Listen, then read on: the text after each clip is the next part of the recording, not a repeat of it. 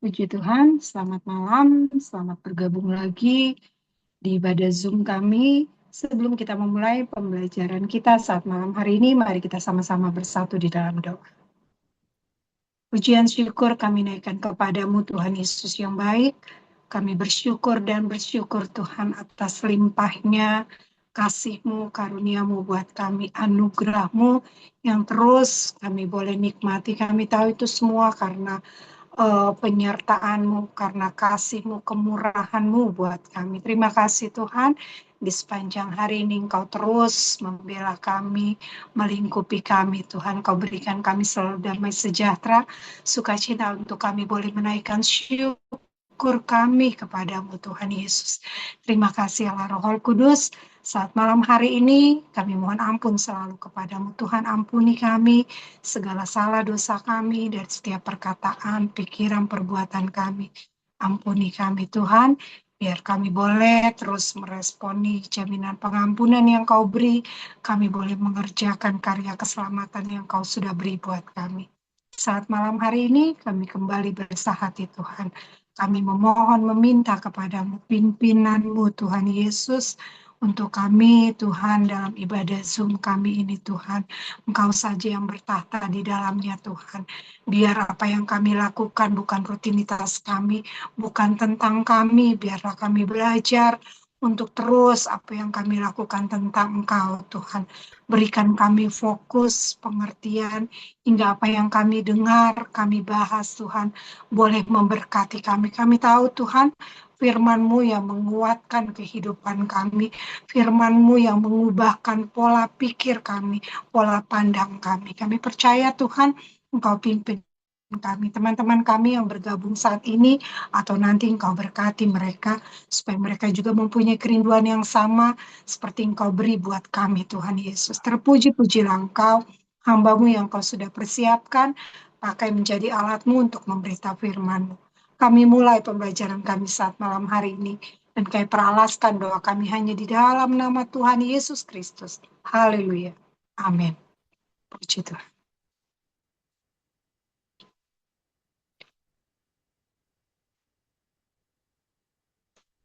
Puji Tuhan, kita memulai pembahasan katekismus. Ini buku yang kita pakai lebih yang study guide.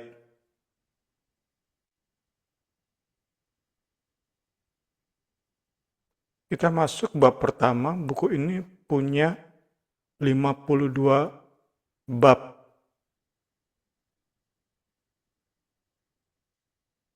Yang pendek tentu selesai satu pertemuan, mungkin ada bab-bab yang panjang, itu bisa lebih dari satu sesi. Apa harapan kita dalam kehidupan dan kematian? Kita lihat pendahuluan. Efesus 4, 22-23. Yaitu bahwa kamu berhubung dengan kehidupan kamu yang dahulu harus menanggalkan manusia lama yang menemui kebinasaannya oleh nafsunya yang menyesatkan, supaya kamu dibaharui di dalam roh dan pikiranmu. Terkait dengan kehidupan lama jemaat Efesus, Paulus mengajak mereka untuk melihat perbedaan antara hidup dan harapan mereka sebelum terima Yesus, sebelum beriman kepada Yesus, dibandingkan dengan hidup dan harapan baru di dalam Kristus. Sekali lagi, Paulus mengajak jemaat melihat perbedaan nyata antara hidup lama dan hidup baru. Saya tambahkan sedikit, bagi mereka yang sebelumnya beragama lain, tampaknya akan lebih mudah untuk membedakan antara hidup lama, hidup baru. bagi kita yang terlahir Kristen yang sedari bayi telah menyebut nama Yesus menjadi lebih sulit. Kita masuk ke dalam pertanyaan-pertanyaan untuk mendeteksi hidup masa lalu, hasrat masa lalu, harapan masa lalu sebelum kita mengenal Yesus dengan sungguh sebagai Tuhan dan Juru Selamat kita. Kita mau sama-sama melihat, sama-sama berdiskusi dari pertanyaan berikut ini. Puji Tuhan. Saya coba mengawali menjawab pertanyaan-pertanyaan ini. Nanti rekan-rekan yang bergabung, istri saya dan Niar nanti bisa bantu juga. Sama-sama kita melengkapi atau menjawab pertanyaan ini. Di mana Anda dilahirkan? Saya dilahirkan di Depok. Siapa nama orang tuamu? Orang tua Ferdinand Wardella dan atau Om Emus dan Leoni Wardella. Siapa nama lengkapmu? Samuel Julius Wardella. Di masa kanak-kanak, apa cita-cita dan harapanmu yang terus membekas di hati Anda? Terus terang saya tidak ingat nih, begini-gini saya kurang ingat. Kemudian di masa kecilmu, misalnya ada seorang yang bertanya padamu, kamu ini milik siapa? Apakah jawabanmu? Tentu akan lebih cenderung milik orang tua ya. Saat tumbuh dewasa nomor 6, Anda ingin gabung ke dalam kelompok atau komunitas seperti apa? Anda ingin dimiliki oleh perkumpulan seperti apa? Dalam masa-masa remaja, masa-masa awal-awal pemuda, saya lebih cenderung untuk merasa bahagia tuh saat bisa memuaskan hobi. Jadi saya pengen gabung tuh ke komunitas mobil. Dulu sempat saya langganan majalah mobil dan satu lagi majalah audio tapi yang high-end, audio yang mahal-mahal. Itu termasuk yang menjadi cita-cita saya miliki mobil yang bisa dimodif, yang digabung dengan audio yang bagus, itu termasuk harapan saya bisa gabung dengan komunitas penyuka audio high-end atau yang mahal-mahal itu, yang detail. Harapan apa yang ingin Anda nomor 7 penuhi dengan bergabung dengan kelompok tersebut? Lebih kepada memuaskan hobi kalau saya. Itu bayangan yang masih ingat di saya saat memasuki masa SMA, mungkin kuliah, bahkan kerja di awal-awal, itu yang masih teringat dalam pikiran saya. Tadi ya, mobil dan audio high-end untuk lebih kepada memuaskan hobi. Nomor 8, apakah harapan-harapan masa lalu yang masih mempengaruhi harapan-harapan Anda saat ini? Bisa berikan contoh. Ya tentu saat lihat mobil yang keren, tetap ada hati ini pengen gitu punya mobil yang misalnya hanya 2 seat, dua tempat duduk, itu tetap ada muncul di hati. Pengen gitu. Tapi tentu udah sedang kita bicarakan hidup yang lama, kita sama-sama berusaha untuk redam keinginan-keinginan semacam itu. Ya, itu dari saya. Silakan Ibu Rini atau Niar duluan atau siapa lagi? Aku dulu ya Kak Niar ya. Kalau dari aku, pertama di mana Anda dilahirkan? Aku di Jakarta. Siapa nama orang tuamu? Nama ayah Tommy Bangunan, nama ibu Sri Mulyani. Siapa nama lengkapmu? Aduh panjang banget memang nama saya nih. Rini, Menci, Melania, Bangunan. Wah, panjang. Tapi pas di akte kelahiran, papa saya buat hanya 4 huruf. RINY gitu. Wow, nggak ngerti kenapa itu. Terus yang keempat, di masa kanak-kanak, apa cita-cita dan harapanmu yang bisa terus membekas di hati? Kalau dulu, karena masih kecil di lingkungan, mohon maaf, keluarga mamah itu Muslim, terus memang sepupu-sepupu kami tuh deket banget gitu ya, sepupu-sepupu deket, terus selalu seringan tuh main dokter-dokteran, perawat. Jadi cita-citanya tuh pengennya jadi dokter, tapi mungkin memang keadaan sampai dewasa itu akhirnya tidak tercapai. Tapi ya udah gitu berjalan. Terus di masa kecilmu, misalnya ada seseorang yang bertanya padamu, kamu ini milik siapa? Pasti kalau anak-anak ditanya milik kamu milik siapa? Pasti milik orang tua. Selalu jawabnya gitu, pasti milik papa mama gitu kan. Nomor 6, saat tumbuh dewasa, Anda ingin gabung ke dalam kelompok atau komunitas seperti apa? Kalau dulu, karena saya eh, keluarga yang demen banget ngumpul. Papa itu demen banget ngumpulin orang gitu loh. Karena papa saya orang Manado, demen banget ngumpul. Jadi eh, pas tumbuh dewasa, demen banget juga ingin punya komunitas tuh yang apa ya dibilangnya, demen yang ngumpul, ngopi-ngopi, ngobrol, komunitas yang seperti itu gitu. Emang kayak mungkin dengan gaya hidup orang tua kali ya, jadinya keikut lah gitu loh. Yang hanya kayak romannya cita-cita jadi orang kaya kali ya, yang cuma ngabis-ngabisin uang gitu. Terus apa yang ingin dimiliki oleh perkumpulan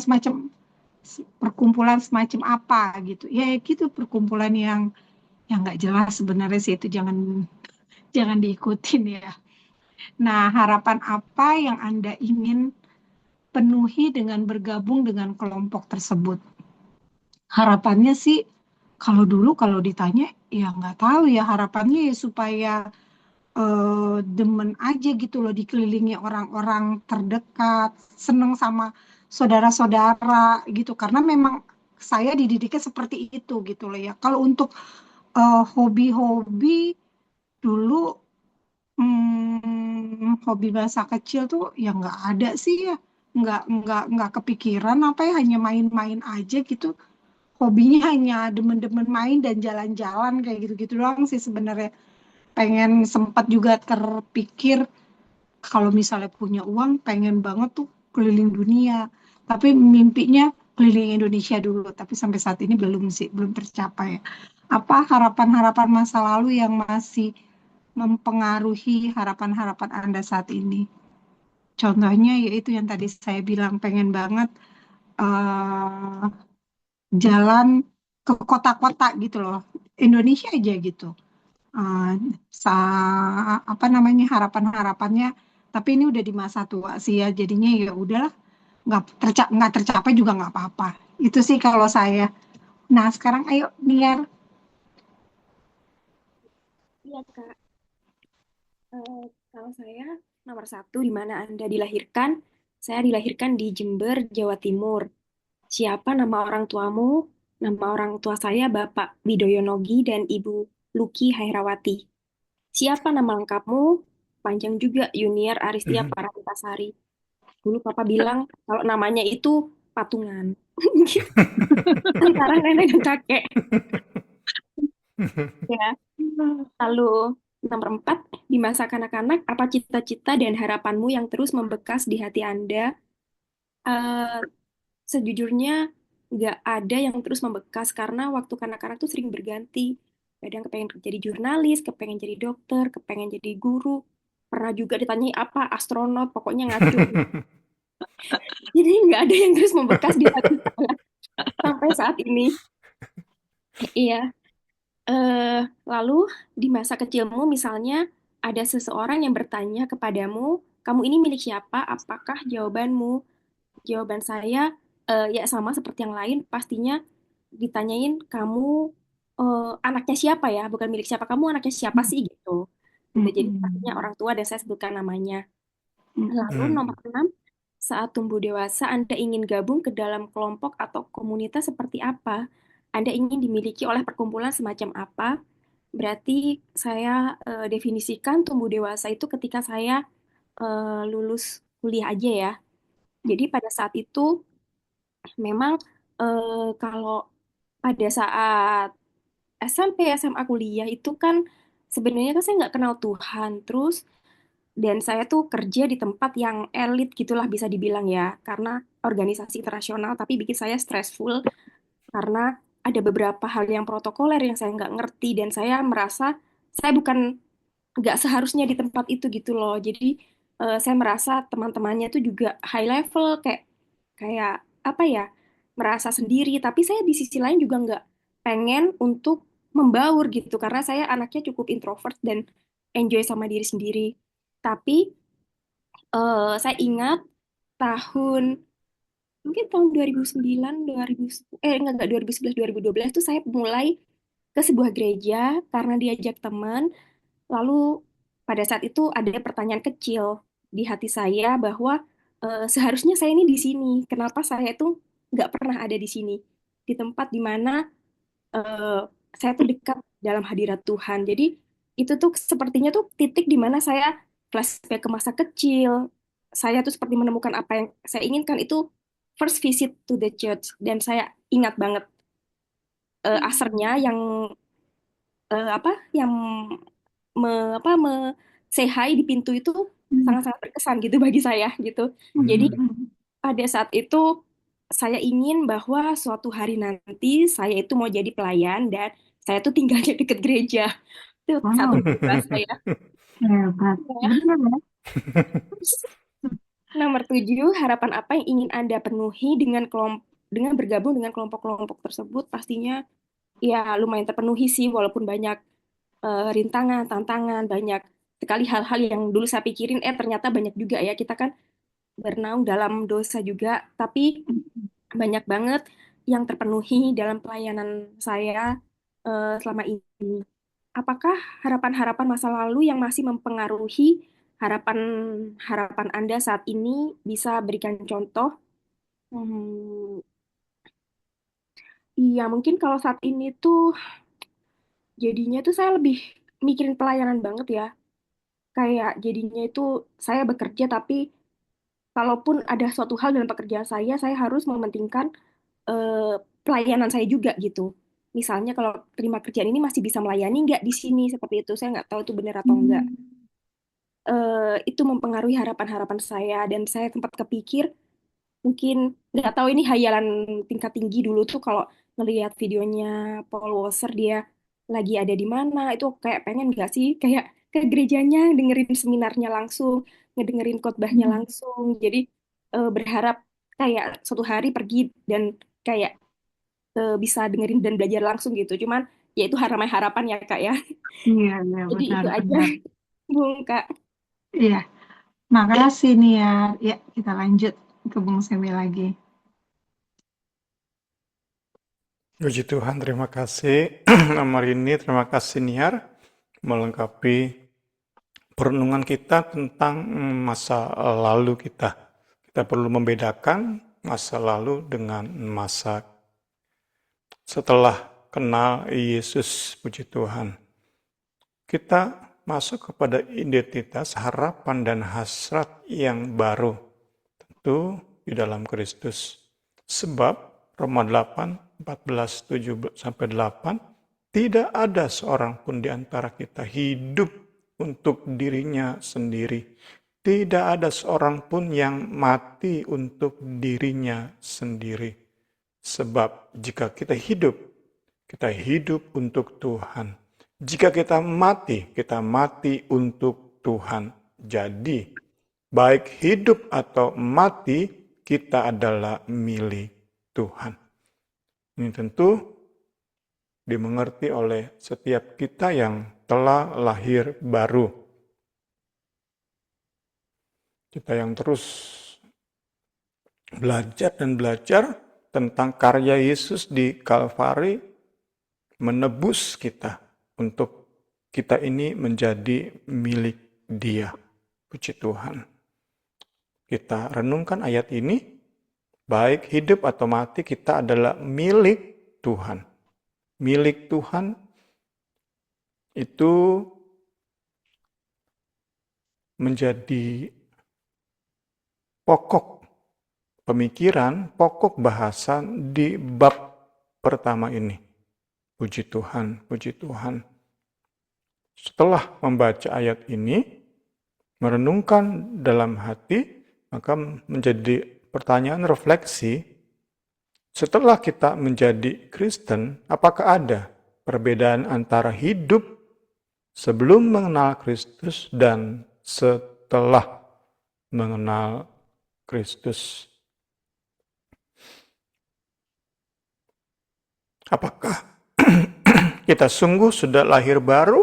Itu pertanyaan pertama. Kedua, apakah saat kita telah sungguh mengalami kelahiran baru, status kita sebagai anak Allah itu menjadi sesuatu yang nyata dalam hidup kita. Buku kita ini menghubungkan dengan perumpamaan seorang penabur. Apakah kebenaran bahwa kita ini milik Kristus, status kita sebagai anak Allah, itu benar-benar memengaruhi kita? Atau ternyata hanya di permukaan, seperti benih yang ditaburkan ke atas tanah di pinggir jalan. Hanya di permukaan ada benih, terlihat benih. Di pengakuan kita saja, di penampilan kita saja bahwa kita ini milik Tuhan. Atau berakar tidak dalam. Pemahaman kita terhadap ayat ini bahwa hidup mati kita milik Tuhan itu berakar tapi tak dalam. Sehingga saat hadapi masalah, tercabutlah benih tersebut. Berikutnya, berakar cukup dalam, tetapi hidup kita terlalu banyak kepentingan. Kita merasa kita menjalankan kepentingan Tuhan sebagai pribadi yang telah menebus dan membeli kita dengan harga yang mahal. Tapi ternyata dalam hidup kita ada terlalu banyak kepentingan yang tidak kita tolak, tidak kita buang. Sehingga meski pemahaman terhadap ayat ini cukup dalam, cukup kita mengerti ayat ini, tetapi karena terlalu banyak kepentingan di hidup kita, maka tetap tanda-tanda bahwa kita milik Kristus itu nggak nampak bagi orang lain. Terakhir, tentu ini menjadi kerinduan kita seperti benih yang tertanam di tanah hati yang baik, maka pemahaman dan keyakinan kita akan ayat ini itu menghasilkan iman, ketergantungan yang lebih lagi kepada Tuhan kita. Sehingga sungguh di hadapan banyak orang bisa berkata bahwa kita ini milik Kristus. Bahwa kita bukan milik diri sendiri, bukan milik orang tua, tetapi benar milik Kristus. Pendalaman, pembahasan atau observasi dalam buku kita ini, latar belakang Roma 14 adalah hubungan tuan budak di PL dan di PB. Dalam sistem saat itu, budak merupakan milik kepunyaan tuannya. Hidup budak pun bergantung penuh pada si tuan. Karena itulah, saat si tuan berlaku adil, wah, dengan sepenuh hati, seluruh hidup, all out, si budak akan kerja apa aja, asal tuan senang. Sebaliknya, saat si tuan yang memiliki hidupnya penuh dengan kelaliman, bengis, nggak adil, maka si budak sepanjang hidupnya akan terus punya mimpi, punya pokok-pokok doa kalau ia orang Kristen, kalau ia beragama. Terus dia berdoa si budak. Di satu saat aku dibeli, aku ditebus oleh Tuan yang lain. Inilah konteks dari Roma 14.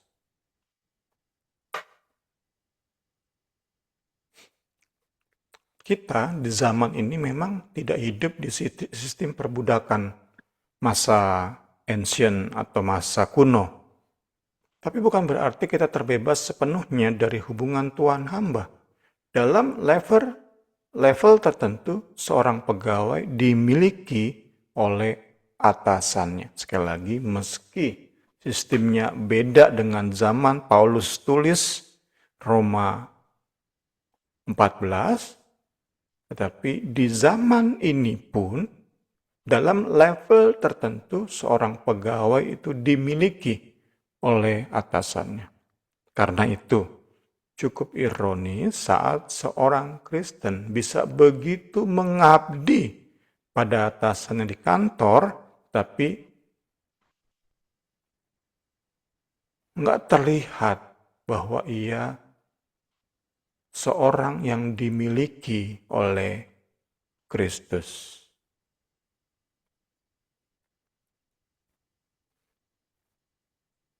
Seorang Kristen bisa mati-matian menyenangkan bosnya, atasannya langsung atau big bossnya, bisa mati-matian nunjukin banget bahwa hidupnya itu ditentukan, mati hidupnya ditentukan oleh pekerjaannya, oleh atasannya. Tapi saat dihubungkan dengan status dia sebagai milik Kristus yang ia akui sebagai Tuhan, itu nggak nyata di hidupnya, nggak terlihat, nggak ada all out-nya, nggak ada kerja kerasnya untuk menunjukkan bahwa ia sungguh milik Tuhan Yesus Kristus.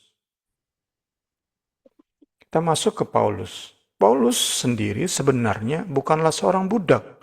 Ia tak pernah menjadi budak dalam artian harafiah. Ia seorang bebas sejak lahirnya. Mungkin ia pun punya budak, jangan-jangan. Sebelum ia dipanggil oleh Kristus di jalan menuju Damaskus. Namun Paulus tahu secara rohani ia seorang budak. Tadi sekali lagi secara harafiah, jasmania, ia nggak pernah menjadi seorang budak. Tapi ia paham, meski nggak pernah jadi seorang budak secara jasmani, tetapi ia punya Tuan. Hidupnya ia sadar punya Tuan yang ia layani. Ia punya Tuan, majikan yang ia layani. Sehingga ia bisa bedakan hidup lama, harapan lama, orientasi lama, tujuan hidup yang lama dengan yang baru setelah kenal Kristus.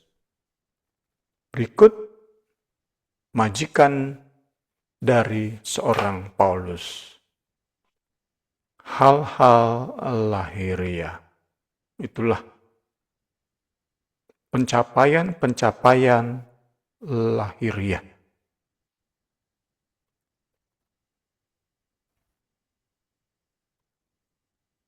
Beberapa hal memang tampak umum. Sunat hari ke-8 itu kan umumnya dari bangsa Israel, umum juga, nggak terlalu spesifik, nggak terlalu bisa dibanggakan. Dari suku Benyamin, Ibrani asli. Nah, mulai tentang pendirian, ini menjadi sesuatu yang merupakan majikan, di mana hidup seorang Paulus dibaktikan, dipersembahkan kepada majikannya ini, yaitu tentang pendirian, ia seorang Farisi, tentang kegiatan, ia penganiaya jemaat, kebenaran, ia taat pada hukum Taurat dengan tidak bercacat.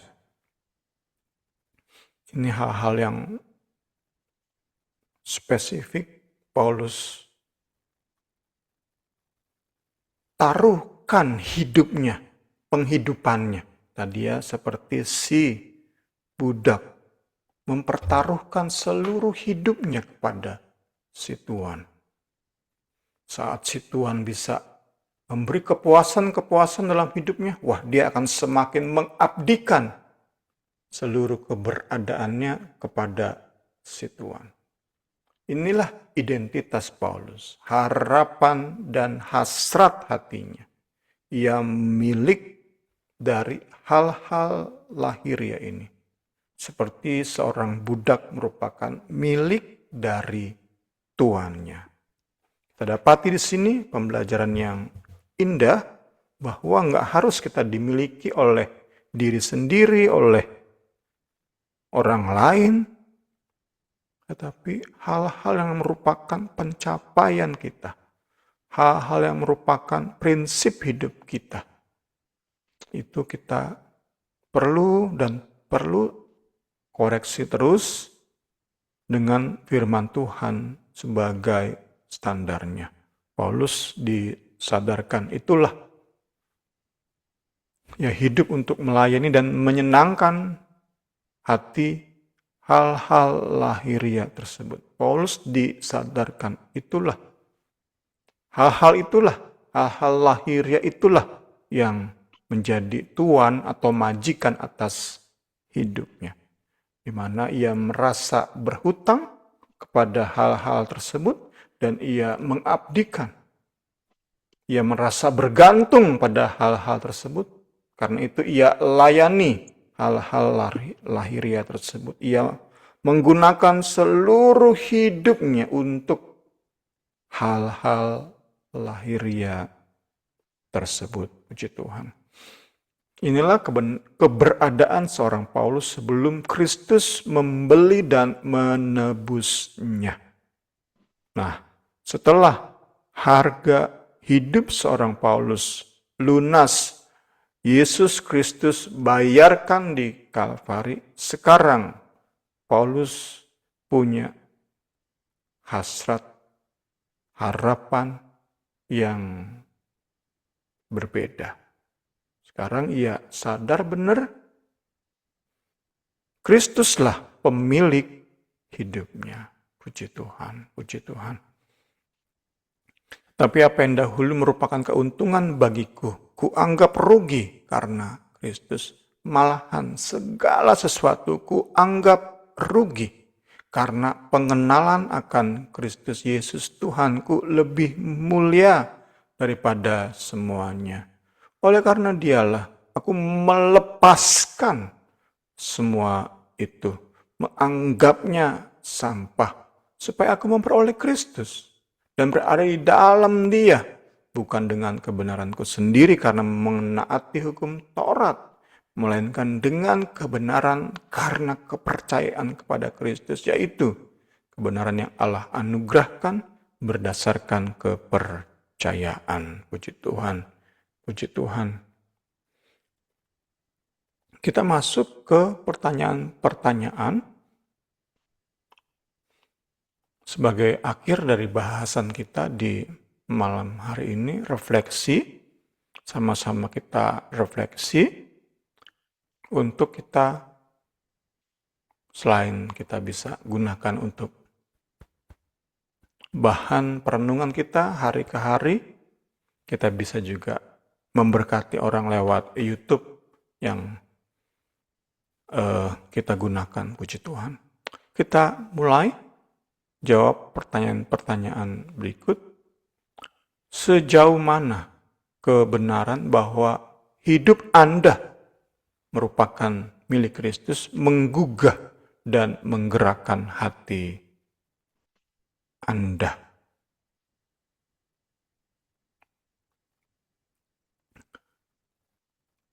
Saya pribadi tentu hanya bisa melihat diri, jalan-jalan yang Tuhan atur, ya tentu di masa pendidikan apalagi ya, terus saat masuk kerja itu ada impian-impian yang pengen digapai ya.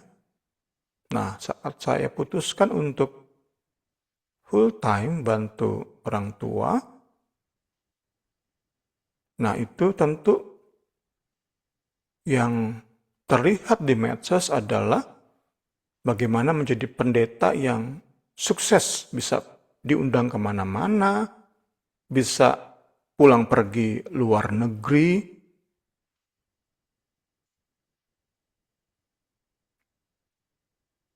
Nah, tetapi saat dalami firman lebih dan lebih lagi, itu membuat hati saya semakin hari semakin diyakinkan bahwa apapun yang Tuhan berikan, anugerahkan, jalan-jalan kemana Tuhan arahkan,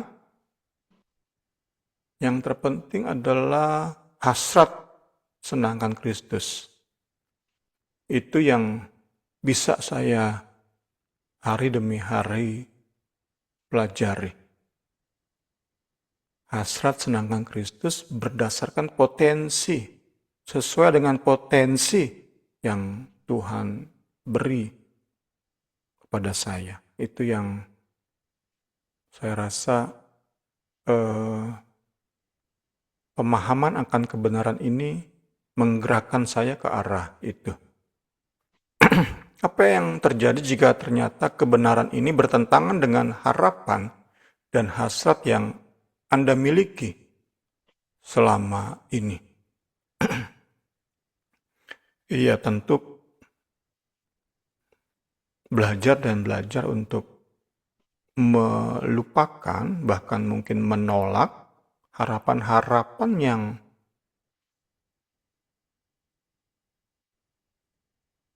pertama bertentangan dengan status hamba Tuhan misalnya ya. Tentu punya mobil yang sangat mewah, mobil hanya 2 tempat duduk, itu kan tidak mencirikan seorang hamba Tuhan. Itu contoh sederhana. Jadi ya hal-hal yang adalah impian di masa lalu ya, oleh karena rasa puas di dalam Kristus, ia menjadi majikan atau Tuhan yang bisa sungguh bertanggung jawab atas hidup saya. Maka hal-hal yang dahulu bisa dilepaskan, bisa saya pribadi tolak. Menurut Anda, mengapa banyak orang yang mengaku Kristen, tapi hidup mereka tidak memberi bukti bahwa mereka milik Kristus? Ya, kalau dari saya, pertama tentu pertanyaannya apakah mereka sungguh lahir baru atau hanya mengaku Kristen. Kedua, jika benar mereka sudah atau seseorang ini sudah lahir baru, berarti tadi ya salah satunya adalah karena terlalu banyak kepentingan dirinya, kepentingan pasangan hidupnya, kepentingan bahkan ada masih kepentingan atau cita-cita orang tua yang mempengaruhi, menentukan jalan hidupnya. Jadi saya lihat sih kompleks juga ya. Pengalaman hidup seseorang itu menentukan ia bisa segera nggak memberi bukti bahwa ia milik Kristus. Ia bisa nggak segera tinggalkan cita-cita, harapan orang tuanya. Ia bisa nggak segera atau dengan tegas menolak dorongan-dorongan pasangan hidupnya untuk cepat kaya, untuk punya rumah besar, punya mobil mewah. Ia bisa nggak segera. Jadi banyak hal saya perhatikan, kompleks memang. Karena itu perlu ditelaah setiap pengalaman hidup orang per orang, karena masing-masing punya pergumulannya. Apakah ia cukup bisa meninggalkan, menolak kepentingan-kepentingan yang lain. Seperti tadi ya, di perumpamaan nomor atau perumpamaan seorang penabur nomor 3 yang dipenuhi oleh semak belukar, oleh berbagai kepentingan dalam hidup ini. Apa yang perlu terjadi atau dilakukan agar mereka yang rutin ke gereja dapat memberi bukti-bukti bahwa hidup mereka memang milik Kristus. Ya ini sekali lagi juga rumit ini ya, bisa berbentuk pendekatan pribadi, bisa berbentuk konseling, nggak bisa berharap hanya satu arah. Saya yakin nggak cukup hanya di khotbah, karena khotbah satu arah. Penerimaan orang beda-beda. Ini perlunya komunitas untuk saling jujur terhadap pergumulannya. Saya percaya ini dalam banyak hal ini melibatkan bukan hanya pendeta, tetapi semua jemaat saling berbagi beban hidup, berbagi pergumulan, berbagi cita-cita atau kepentingan yang masih menguasai hidupnya, sehingga terus dan terus dia dipengaruhi oleh kepentingan tersebut, sehingga bahwa ia milik Kristus itu nggak kelihatan. Terakhir, apa yang perlu kita lakukan supaya kita milik Kristus ini dapat mempengaruhi masyarakat secara ekonomi maupun sosial. Ya, saya percaya hal ini bisa terjadi saat terbentuk sebuah komunitas yang sehat, di mana jemaat dapat sungguh sama-sama menyadari mereka milik Kristus dan mereka bisa memaksimalkan potensi mereka demi Kristus. Satu tujuan hidup mereka, senangkan Kristus. Apapun panggilan mereka, apapun profesi mereka, satu tujuan hidup mereka. Orientasi hidup mereka adalah bagaimana Kristus disenangkan. Saya percaya dalamnya pengaruh gereja itu akan semakin luas. Baik secara ekonomi, memberkati secara ekonomi masyarakat, juga secara sosial. Gereja sungguh bisa berbaur di tengah masyarakat saat tadi ya, semua melakukan tugasnya sebagai tubuh Kristus. Puji Tuhan. Nanti selanjutnya Ibu Rini menjawab pertanyaan berikut. Kalau saya, sejauh mana kebenaran bahwa hidup Anda merupakan milik Kristus menggugah dan menggerakkan hati Anda? Ini sejauh mana firman Tuhan gitu kan ya. Kebenaran bahwa hidup Anda merupakan milik Kristus menggugah dan menggerakkan hati Anda. Sejauh mana ya? Wow, banyak banget sih yang saya rasain. saat saya benar-benar mau belajar fokus dengar firman gitu loh. Terus eh, benar-benar nyata gitu dalam hidup saya. Kalau saya benar-benar milik Tuhan gitu, menggugah hati saya banyak perubahan-perubahan yang saya dapat saat eh saya nggak baik-baik aja gitu loh. Saya nggak baik-baik aja itu baru saya rasain gitu loh kalau firman Tuhan itu tuh benar-benar nancep dalam hidup saya. Makanya benar banget kalau firman Tuhan itu kebenaran itu bisa mengubah setiap pemikiran, sikap hati gitu loh ya. Kalau dari saya seperti itu menggugah dan menggerakkan hati saya gitu. Jadi kalau saya tipenya orangnya bukan yang demen apa suka membaca, tapi kalau firman Tuhan demennya lebih lebih nyangkutnya tuh lebih kalau ngedengerin khotbah orang gitu loh. Itu lebih dapet kalau kalau saya sejauh mana kebenaran bahwa hidup Anda milik Kristus membuat itu kalau dari saya itu. Yang kedua, menurut Anda mana nih? Mana yang kedua ini Pak? Iya, Ap- Apa yang terjadi jika ternyata kebenaran itu bertentangan dengan harapan dan hasrat yang Anda miliki selama ini? Hmm,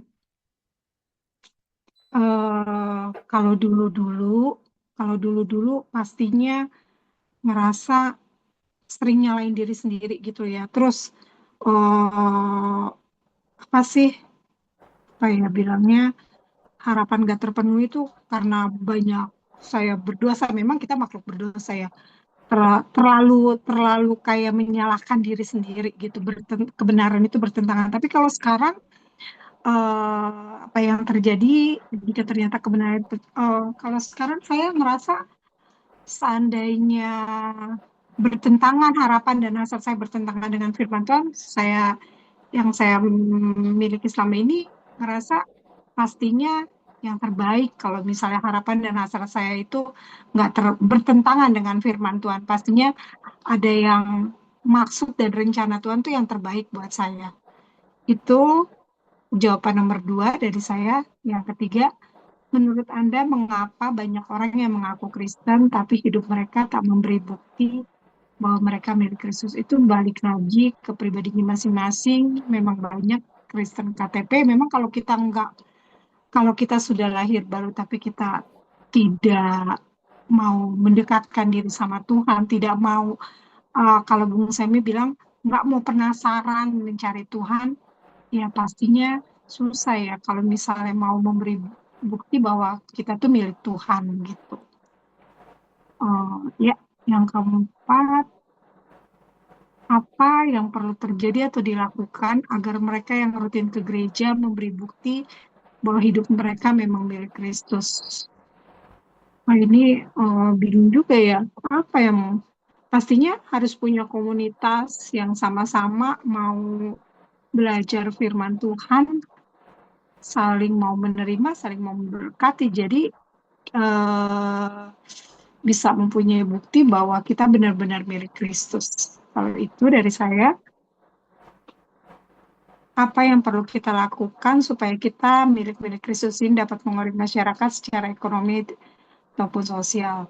Nah, tadi sama sih seperti Bung Semi, kita harus mempunyai komunitas seperti gereja yang benar-benar satu visi, satu misi untuk sama-sama mau berbagi, mau menerima, mau melengkapi, hingga kita bisa mempengaruhi masyarakat bahwa kita benar-benar milik Kristus, kasih kita yang Tuhan kasih buat kita itu bisa kita bagikan buat masyarakat di sekitar kita.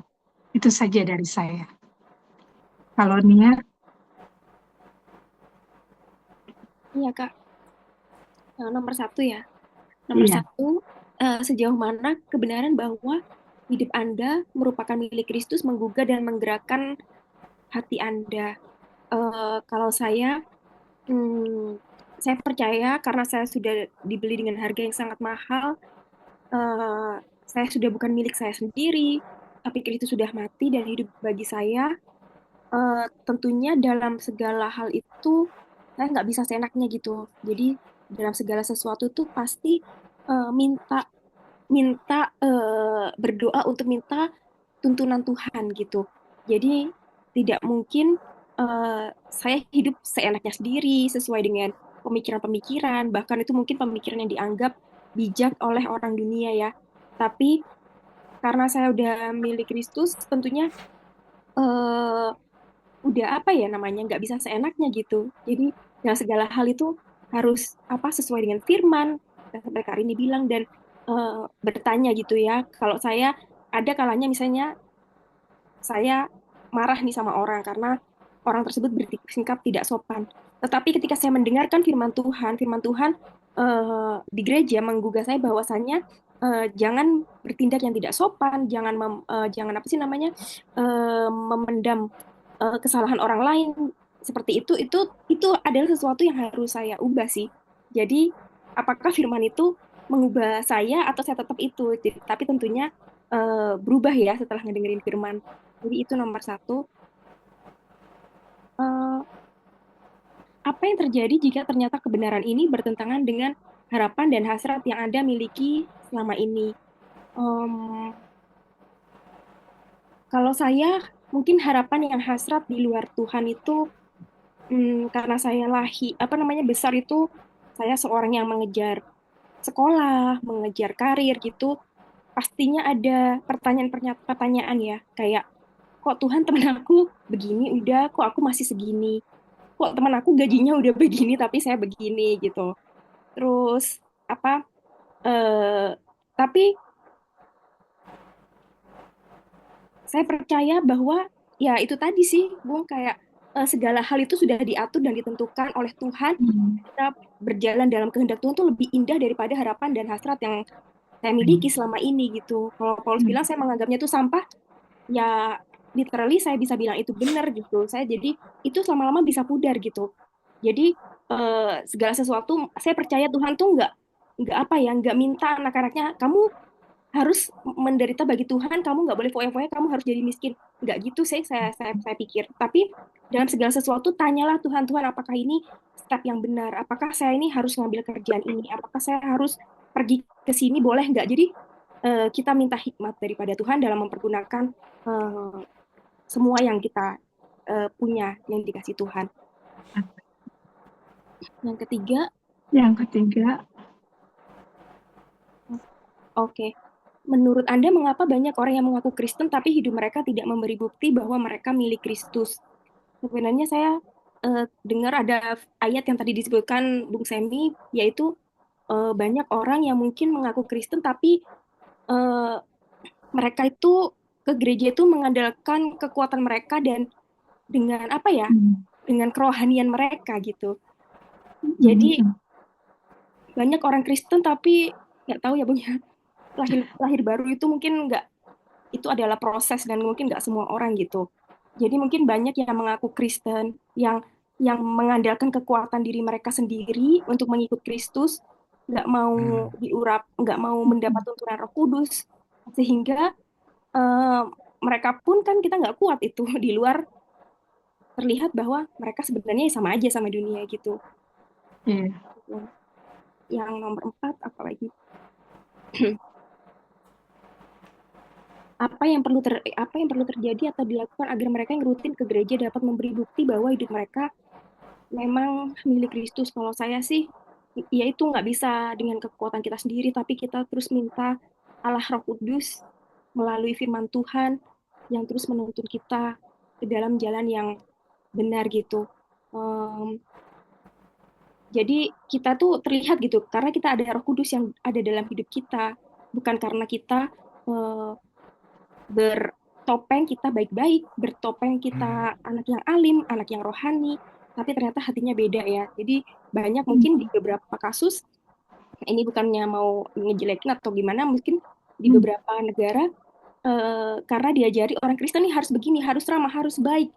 Mereka terlihat smile, terlihat baik ke orang lain, tetapi dalam hati misalnya tuh ada rasa rasis ke orang yang beda suku, itu masih nggak bisa disembunyikan gitu loh. Ada masa-masa kerasisannya tuh kadang terlihat seperti itu. Jadi benar-benar itu pekerjaan Roh Kudus bagi saya untuk memberi bukti bahwa kita memang milik Kristus.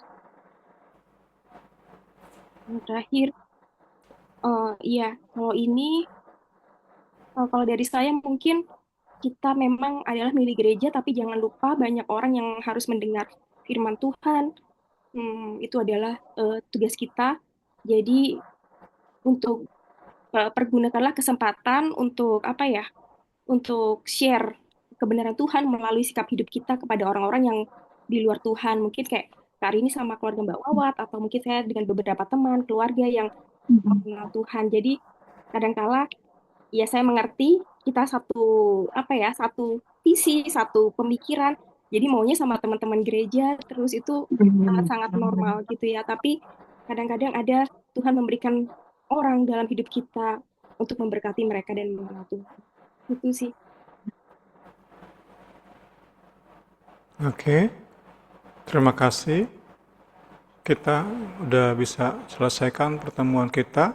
Sama-sama kiranya kita berdoa supaya apa yang kita mulai dapat memberkati banyak orang, baik lewat YouTube, juga lewat kehidupan kita yang terus diubahkan oleh kebenaran firman Tuhan. Silakan Ibu Rini, saya kembalikan kepada Ibu Rini. Iya, kita akan tutup pembelajaran kita saat malam hari ini. Nanti Niar yang berdoa ya Niar. Ya, Kak, mari kita berdoa.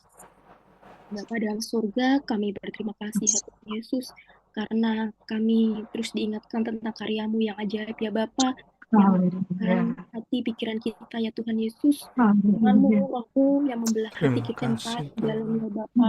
Engkau yang mati bagi kami, mengenakan pakaian-pakaian baru ya Tuhan Yesus. Dalam Terima hidup kami kasih. Tuhan Yesus, kami mohon terus tuntunanmu ya Bapa, Terima agar kasih kasihmu, cintamu ya Tuhan Yesus, pengorbananmu yang telah kau curahkan Tuhan terus melekat dalam hati kami ya Bapa. Itulah yang menjadikan kekuatan Tuhan dalam hidup yang benar, yang menyenangkan hatimu ya Tuhan Yesus.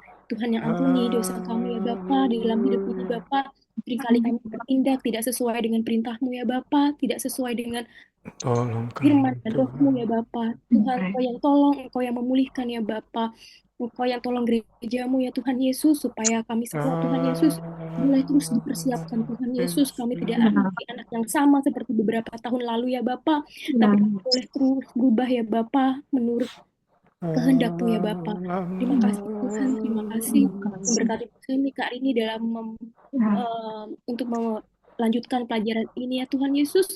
Naunganmu, kekuatan yang daripadamu Bapa, pikat dalam mereka Tuhan Yesus, terus jadi bagian Tuhan mereka ya Tuhan Yesus. Dalam nama Kau yang Yesus. memberkati kehidupan mereka pribadi lepas pribadi, segala Haleluya. hal yang menjadi harapan ya Tuhan Yesus, tantangan dalam mereka dalam hidup Dalam melayani nama Kau. Dalam Yesus. nama Tuhan Yesus, Engkau adalah Allah yang Amin. berkuasa, Amin. sovereign God, Allah Amin. Immanuel, Allah yang tidak pernah meninggalkan kami ya Bapa. Amin. Terima kasih ya Tuhan, terima kasih.